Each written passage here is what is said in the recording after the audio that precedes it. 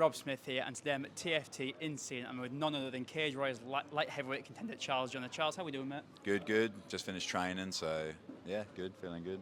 Big fight coming up. You're fighting Nell, Ariano, Cage Warriors Unfiltered, Cage Warriors 190. So talk to me about this matchup, because undefeated guy seems to be quite good. So how do you see this matchup going?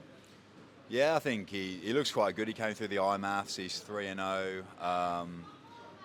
He's not really been tested too yet, so I think I'm a big step up for him, and I think it looks, in my favour. He looks like he prefers to strike in his fights. He looks like he's got some, a bit of grappling, but I also feel like that's not his A game. So I imagine he's going to try and strike with me, because that's what he does in all his fights. And then once he realises that's pretty futile, he's going to have to wrestle, and then it's going to be a hard work for him from there. So yeah.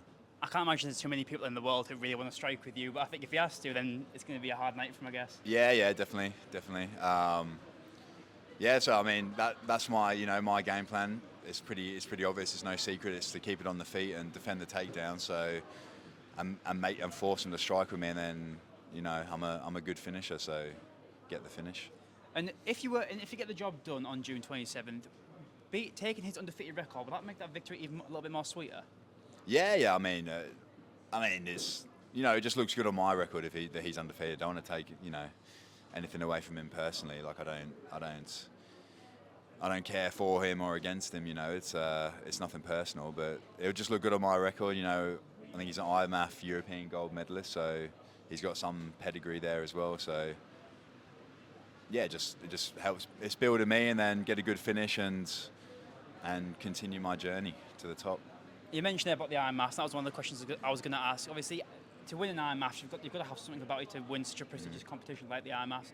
But I can also imagine there's a bit out there tape-wise to watch on him. So have you done much studying into his opponent, or do you leave it up to your coaches? Yeah, I do a bit of study, and then I see what things I think can work, and then I don't spend too much time working on it, because I think I think people have got to prepare for me. We've seen it in the past that people have to do they have to prepare in a specific way to fight me, and it's so I let them just focus on that, and I just focus on what I do well. And I know that if I keep building my skills, and if people can't take me down, there's not many people in the world that, even at this moment in time, there's not many people in the world that can strike with me. And then give me a couple more years, and I think there'll be no one that can strike with me. So I'll just keep focusing on myself, really.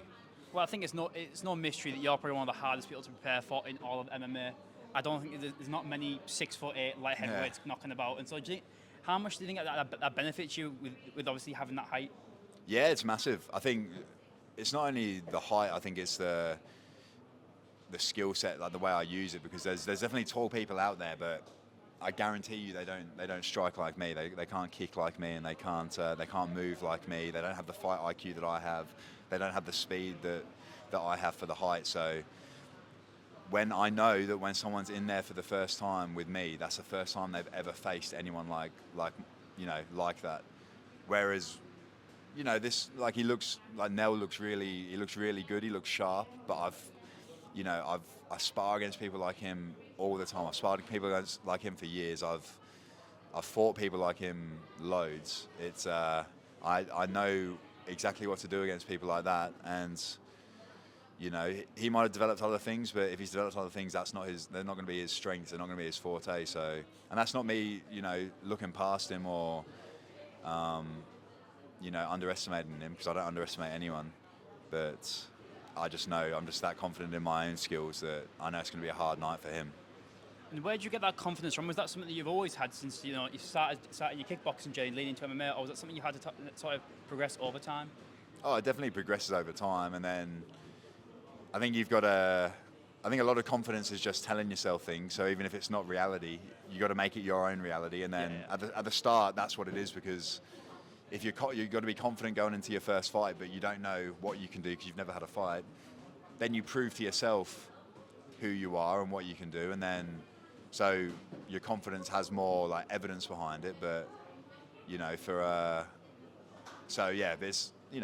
I think all confidence is a bit of delusion as well, but it's I think at this point in my career,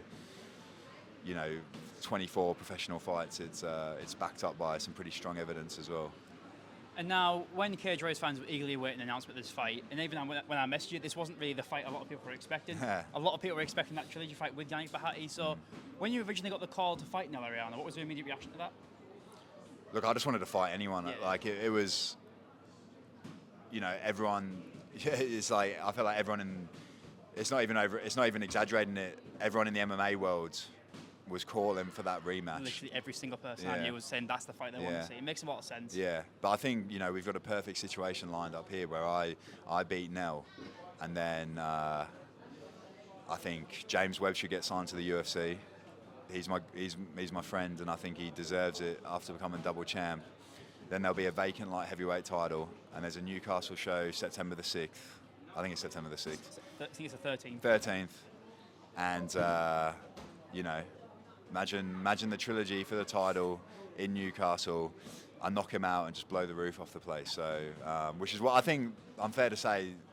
Other than maybe his inner circle, everyone wants to see me knock him out cold. So, I think it's a perfect situation that's coming. I feel like the universe has set it up. Then I win the title. Then I get signed to the UFC, and it's just part of my story. And I've overcome some adversity and I've improved from it. And then I get the redemption, and it's make the movie. Someone make the movie. And so we'll talk about the two back-to-back fights with Yannick, because I can't imagine you could ever imagine yourself in a position like this. It was very bizarre. The first fight ended with eye pokes, obviously unintentional, nothing, it happens. But the second fight in particular, I'm on the side of I thought it was a dirty tactic personally. I know people have said, Yannick, obviously he's going to dismiss it, of course he will. Yeah. I understand that. But to me, I thought it was a cheap shot. And what have you learned in those two fights with Yannick that you're going to take forward in your career? The first fight, personally, I thought I was in a pretty strong position, and the eye pokes were unfortunate for me. Obviously, they're unfortunate for Yannick because he got poked in the eye, but they were obviously unintentional. They were unfortunate for me because I felt both times the eye poke happened, I was in a really strong position where I was ascending. I'd defended a takedown the first time, and I could feel him wilting, and I grazed his eye with my finger. And fair enough, he did the veteran move. He took the 5 minutes. And then the second time, I got up from the ground and I felt like he was wilting, and his drive was going a bit. So, and I caught him with the eye poke, and he threw himself on the ground. So, the first fight, what it showed me is that I'm very young in my MMA career and I'm still learning, but I can mix it with these guys that have been former world champions, that have had triple the amount of professional MMA fights that I've had, I've been fighting professionally longer than I've even been training any martial arts. So it showed a lot to myself. So I was very confident coming into the second fight, and then obviously from the second fight, it's just no more glove touches. I mean, just no more glove touching. That's the only thing you can take away from it, and it's he didn't do anything against the rules. It was a cheap tactic, but he didn't do anything against the rules. And I knew as I was reaching out for the glove touch, I had a thought in my head like, why are you reaching out for this? Because I knew it just seemed suspicious just from how he'd been acting before, and then that he signaled for a glove touch. So yeah, it's just been more switched on for me going into fights. I think I'm too relaxed. Yeah. Not that I don't have the nerves, and but I feel so comfortable with those nerves and that fear before that it's like I'm almost too lackadaisical with it. I need to be switched on and be assertive from the go, and that's what it's shown me. That's what I can take from that second fight, and that's what I've been working on, in all my training since then. So yeah. And that whole saga kind of went viral all over social media, and so but you handled it with grace. You showed your humour towards it. You saw the funny side to it, and so. During that whole thing, did it ever affect your actual mindset? Was there like a down period where you thought like, I can't believe that's happened, and how am I going to get back from this? It was, the thing. There were moments, of course, like when you take a loss and it's like, oh my god, I can't believe. Like, how did that happen? What happened there? Probably the bit that I think a month later we were in Dublin for Justin's fight, and then we're talking to Ian Dean, and he was saying that. Mick Maynard was in the crowd, and I was one of the people that he was watching, and I was like, oh, that was probably the bit where it burnt me the most. Cause I thought that's frustrating, and there's that moment there. I get the win there, and I'm probably on the Contender Series, and I've had that taken away from me. But like I said, it was my mistake as well. I shouldn't have touched gloves, but I don't know. I don't really get down, and I don't really get, Sometimes I feel worse after a win. I feel there's a period where you feel down after a win more, like 3 or 4 days after a win. Sometimes you feel better after a loss because it's, I've got all this to work on, and I've got someone to fight against here. I've got someone to come back against. So I wouldn't say I was down, but there was definitely moments where it was frustrating, and it's like, oh well, I'm about to turn 30, and I was pretty much, I had the UFC matchmaker there watching me, come to watch me, and then something like that happens, and a little bit of embarrassment as well. But yeah, it just is what it is. When you put yourself out there in this type of sport, then you're going to have moments like that, and all you can do is just use them to strengthen yourself, really. And I remember when we spoke leading up to the first Yannick fight, and we spoke about saying, like, we think, get a win against Yannick, and looking at Contender Series. And obviously the way the things have gone, I can imagine now, I've seen on social media, I'm not sure if you're too clued on it, but there's always doubters and there's always haters, and people are saying that, you might not get there. I personally disagree. But do you believe this is your chance to kind of silence any doubters? Yeah, of course. I guess every fight, there's going to be doubters no matter what, and then it's and people are going to say you can't. People have been saying, when I started training when I was 20, so about 9 years ago, just before I turned 21, and there's people doubting whether you can have a fight, people doubt them, and then people doubt whether you can go pro, and then people doubted whether you can make the transition to MMA, people doubting whether you can get a win against someone on Cage Warriors. There's always going to be doubters. So they're normally just blokes sitting in their basements, aren't they, with not much else to do. Like anyone that's made it knows that there's peaks and troughs. I think if you have like a steep ascent to the top, you're gonna have your trough at some point, so why not have it earlier on and then use it as experience? Well, I think you're spot on. I think there's a lot of negativity in the MMA scene at times, and like you said there, I think it comes from a lot of people who don't understand the sport. They don't realise that not everyone's Khabib, not everyone goes undefeated. It doesn't happen. And I think if you challenge yourself against the best, there's going to be times where adversity comes away and you might get a loss or two on your record. But to me, if you continue to challenge yourself against the best, and it'll only just benefit you down the line. Would you agree? Yeah, definitely. And then at least and then I have all the confidence in the world I'm going to make it still. Yeah. But even if you don't make it, at least you can tell yourself I gave it my all. At least at least there'd be nothing worse than being at the end of your career and just thinking I could have done so much more. I could have pushed myself more. I could have challenged myself more. So I'd take that path any day, and I wouldn't change it. I wouldn't change it, no matter what happens. So yeah. And we're here at your gym at TFT, and you train with some absolute killers here, just Mick Park and Justin Burlinson, James Hennon, to name a few. And on a more positive note, you spoke about Cage Warriors Dublin there, and it was such a feel-good moment to see when Burlinson finally won that title. What a moment for him, and seeing you and Fisher jump the cage. It was how was that? What were the emotions like in that moment for you? Oh, well, talk about adversity there. I mean, there's no one who's seen it like him. Yeah. How can I whinge about adversity when Justin Burlinson's one of my best mates, one of my main training partners, and what he's been through, and then what he's overcome, and I get to see that, like a front row seat to that. It's you can't even. It'd be disrespectful to talk about adversity, when I've got that example set for me. So yeah, the emotions were just like, I was on a high for probably 2 weeks afterwards. It was just ridiculous. It was, if he doesn't get signed to the UFC, it's a travesty, really. He's done so much.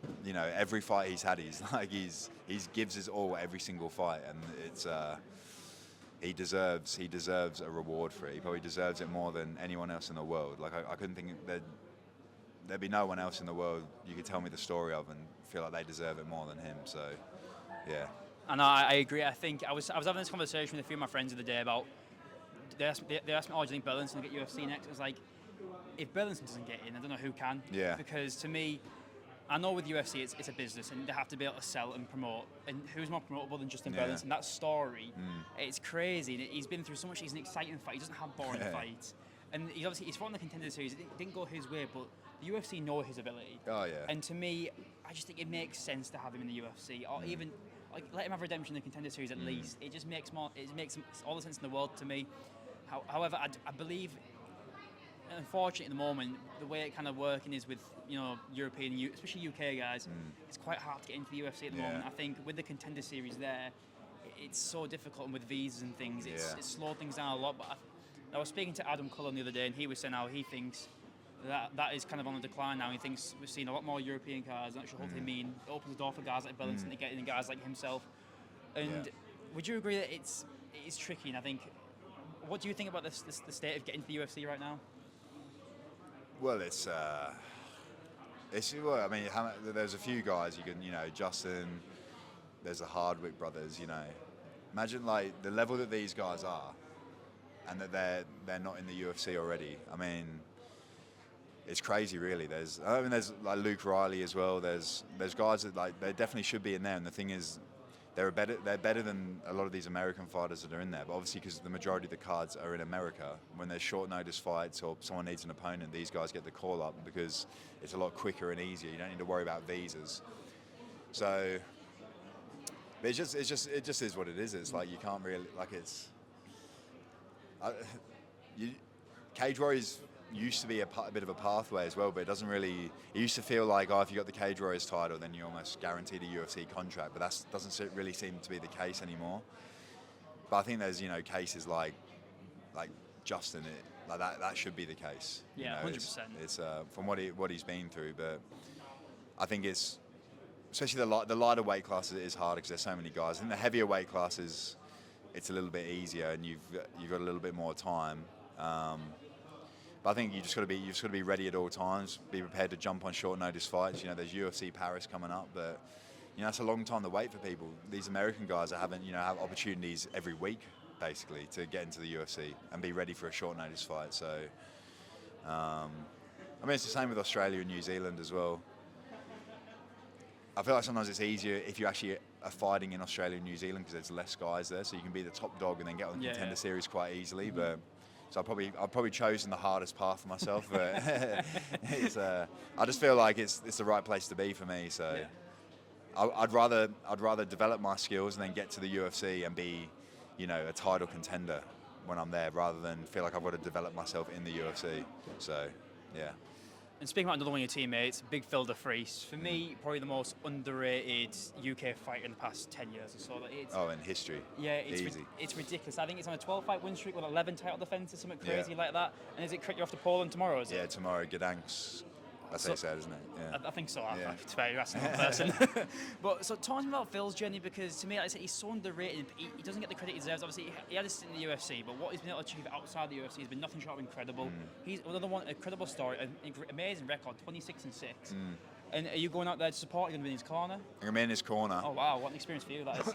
Well, he's fighting a 6'7" kickboxer. So who better to have in the corner? I've been in his corner before, and that guy was a 6'7" guy as well. So I get the call up when the height's required. But no, it's a great experience because I think like people in the MMA world don't really know about KSW, but every single show they have is a spectacle, and it's we always laugh because Phil's like a superstar in Poland. He's way more famous in Poland than he is here. He's getting stopped for photos all the time and stuff like that when he's over there. So I think that's why he always has his holidays in Poland as well. But I think he's honestly one of the greatest heavyweights of all time. And I say that, his record's unbelievable. His time in the UFC wasn't the best, but I think he's an unrecognisable person to who he was when he was in the UFC. And 100%. I think that adversity that he went through in the UFC has made him the absolute animal he is today. And the reason that I say he's one of the greatest of all time as a heavyweight, and I commented that on a post today, and I truly believe it, is because what I see him do to heavyweights all the time. And you could ask anyone, anyone that's trained with him, who's the best MMA grappler of all time, and I guarantee you, if they've trained with Phil, they'll say Phil de Vries. I think like you'll have a conversation with people and they'll go, yeah, I've never trained with anyone like Phil. I've never felt like more of a baby than I have with Phil. And I'm blessed that I get to come to the gym every day and I've been getting killed by him for 3 years. And if I can take little wins from him, little improvements, that's like a big jump against everyone else. So it's massive for me.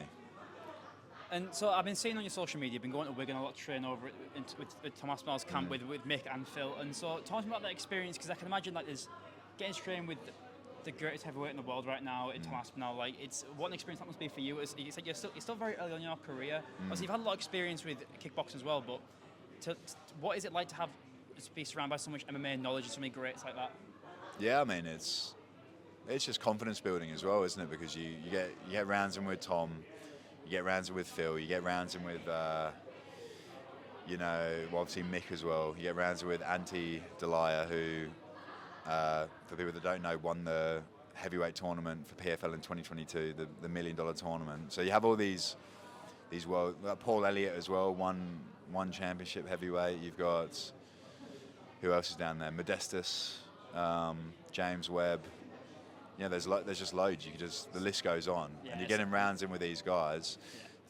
I don't like the saying because it's a cliche, but iron sharpens iron. But it's it does because you just have that confidence that you've been in there with these guys, and then it's uncomfortable as well. You know, you're driving down 2.5 hours, early hours of the morning to get there, to go and spar some of the best fighters in the world, and it just fills you with confidence. So I'm my whole career I've searched for uncomfortable situations. I moved from Australia I was living in a gym in Liverpool at Four Corners, had some good training there, and then I moved up here to the northeast of England, away from my family, luckily I've stepped into some gyms that have welcomed me, and I've got some great training partners, but I think it's that searching for the uncomfortable and searching for the best people in the world to be with is, it's just confidence building, really. And you say how about being accepted by the Northeast, and you get such a buzz every Cage Warriors Newcastle. The crowd goes crazy for you. And so, what is that like to have been accepted into the Northeast community?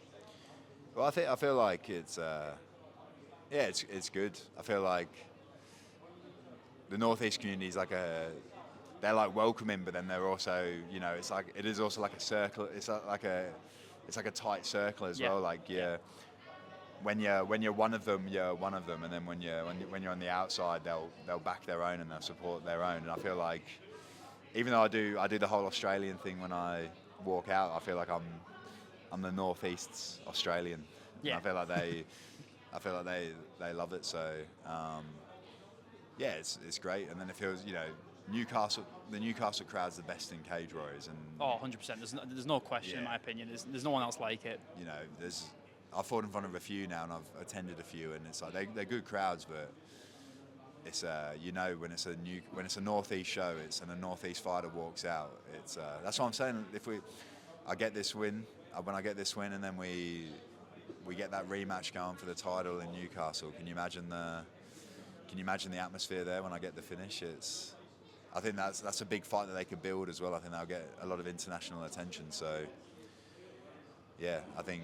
It's just memories, it's just memories for your career as well. I mean, you get to the UFC and then I'll fight on Australian shows and I'll fight on, the UK shows, but I feel like you'd want a UFC Newcastle or something, because I feel like that crowd is just one of the best in the world. Oh, so. 100%. And as we get close to the fight, how do you sort of prepare mentally for a fight? I'm always curious how fighters do this. Do you have to switch into a sort of killer mindset when you lead up to a fight, or is it more just business as usual, fight week, and we fight? Well, I think that's what I've got to work on for this fight is having that killer mindset from the go. Yeah. And but for me, it's I focus on my training. I focus on improving every week when I'm training in training camp. I focus on myself and put myself in those seek those uncomfortable positions, so that when I'm in the fight, I've experienced it all before, but also be accepting that it is a fight and it is going to be hard and it is going to feel not nice at times, but that's what we do it for. So yeah. And my final question is, can we get an official prediction for the fight? I think it'll be a second round finish. I was going to say first round, but I'll give him the second round finish. Oh, second round finish. You heard it here first. Cage Warriors. Is it Cage Warriors 190 or are you on the 191 card? 190, so the unplugged one. Yeah. So yeah, Cage Warriors unplugged. UFC fight pass. Watch Charles fight. He's going to blow the roof off everything. He's coming back. Yannick Bahati, your days are numbered, mate. Charles, mate. Thank you. Thank you. Pleasure.